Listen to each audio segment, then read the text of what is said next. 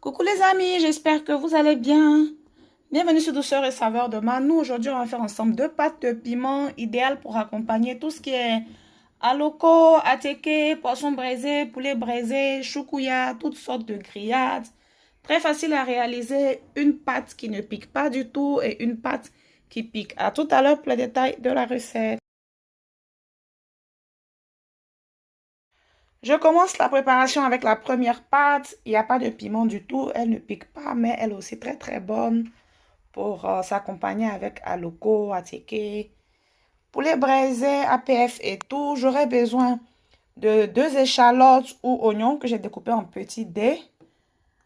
2 cuillères à soupe de concentré de tomates, de l'ail, des feuilles de thym qu'on peut remplacer par toute autre herbe aromatique qu'on a sous la main, 2 poivrons et 2 tomates. J'ai déjà mis de l'huile à chauffer. Je vais maintenant mettre le concentré de tomates et les échalotes découpées en dés pour les faire sauter.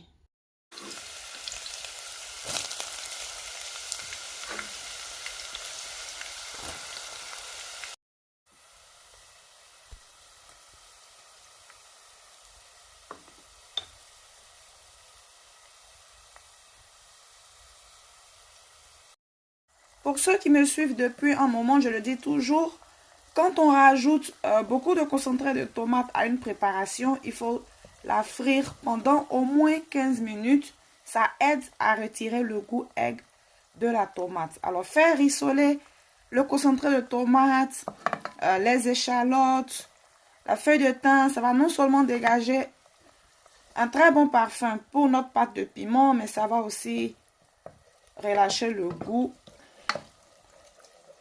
Et ça va aider pour la suite de la préparation. Alors, je laisse ça à feu moyen pendant au moins 15 minutes. Et pendant ce temps, je vais mixer le poivron et la tomate. Pendant ce temps, j'ai découpé les poivrons et la tomate. Je vais maintenant passer le tout au mixeur.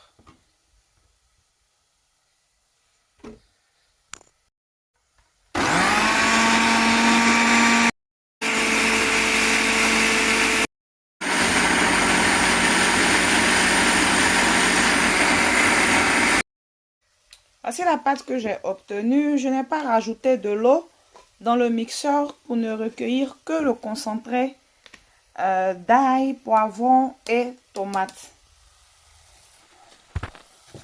15 minutes sont passées. Je vais maintenant rajouter ma mixture de légumes.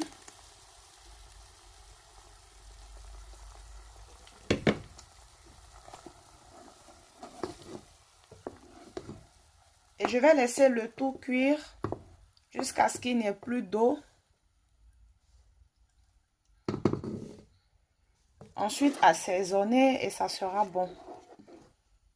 Alors, si vous remarquez, il y a quand même beaucoup d'huile. La quantité d'huile est nécessaire pour aider à faire partir le goût aigre de la tomate et aussi nécessaire pour la conservation de la pâte sur un long moment.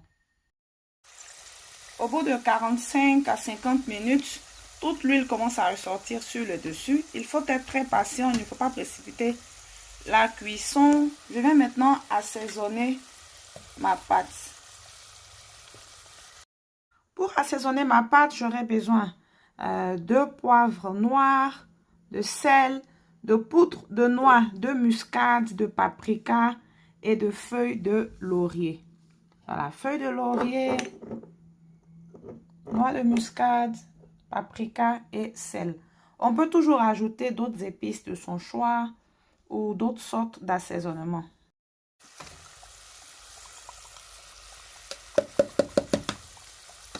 Voilà, comme je l'ai dit tantôt, on assaisonne selon sa convenance. Je vais laisser l'assaisonnement bien s'incorporer et au bout de 5 minutes, ma pâte sera prête.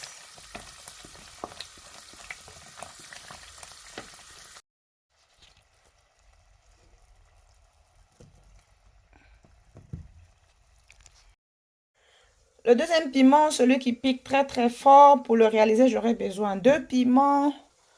J'aurai besoin aussi d'ail, de graines de poivre noir, de moutarde, de feuilles de romarin, feuilles de thym, feuilles de laurier, d'un peu d'huile et aussi d'un oignon assaisonnement toujours au choix. On peut remplacer le romarin et le thym par d'autres herbes aromatiques qu'on a sous la main. Moi, je les utilise parce que c'est ce que j'ai aujourd'hui dans ma cuisine. Voilà, ça peut être du persil, de l'anis, tout ce qu'on peut utiliser pour aromatiser ces plats. Le piment, après l'avoir lavé, je le rajoute dans mon hachoir. J'utilise le hachoir parce que je ne veux pas une texture lisse. Je veux plutôt le découper en petits morceaux. Je rajoute aussi l'ail. J'ai utilisé une tête d'ail. On peut utiliser plus. Si on aime beaucoup l'odeur et le goût de l'ail.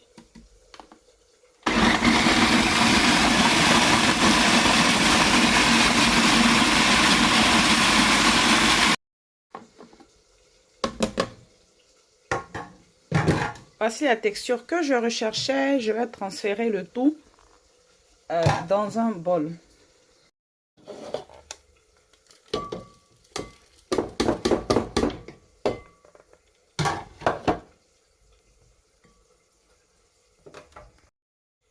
Dans une poêle que j'ai mise au feu, j'ai rajouté de l'huile et pendant qu'elle est en train de chauffer, je viens concasser l'ail en faisant une pression dessus. Voilà, juste pour relâcher plus de goût et plus d'odeur dans l'huile.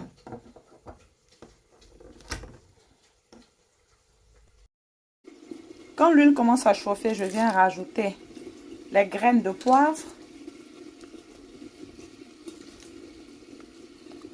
Ainsi que l'ail, les feuilles de laurier, les feuilles de romarin, les feuilles de thym, toutes les feuilles que je vous ai présentées tout à l'heure. Je les laisse dans l'huile chauffer ensemble pour que l'odeur s'incorpore très bien. Et ensuite, je vais renverser cette huile-là sur mon piment.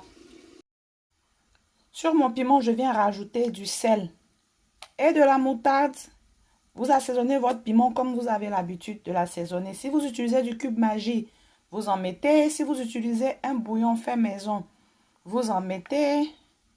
Si vous avez un assaisonnement spécial, vous en mettez. Je vais maintenant rajouter l'huile que je viens d'infuser avec les herbes aromatiques.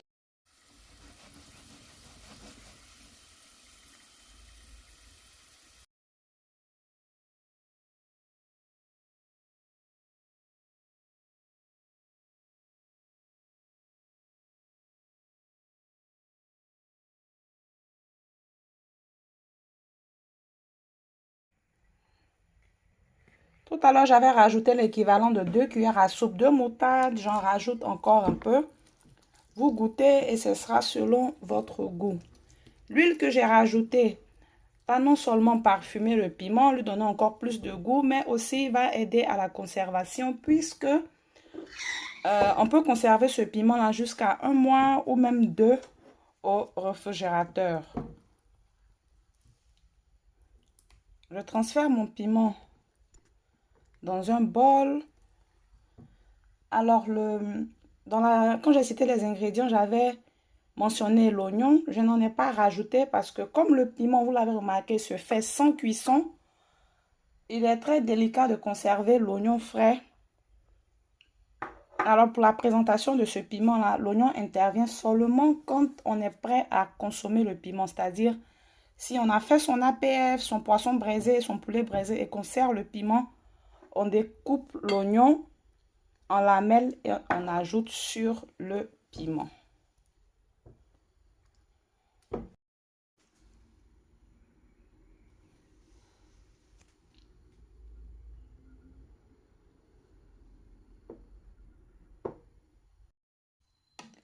Cette pâte peut se conserver jusqu'à 1 mois au réfrigérateur ou plus.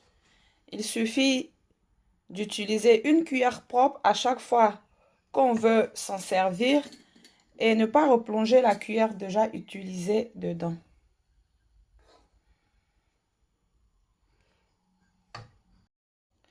Si vous avez des questions, posez-les-moi en commentaire. J'espère que la recette vous aura plu. Je vous invite à l'essayer.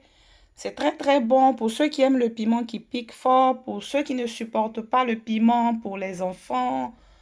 Ou alors, on peut utiliser les deux en même temps. On utilise la pâte qui ne pique pas et on rajoute un tout petit peu de cette pâte-là. On se retrouve très très bientôt pour une nouvelle recette. Abonnez-vous si vous êtes de passage pour la première fois. Likez la vidéo, partagez-la pour conserver la recette. Bye bye!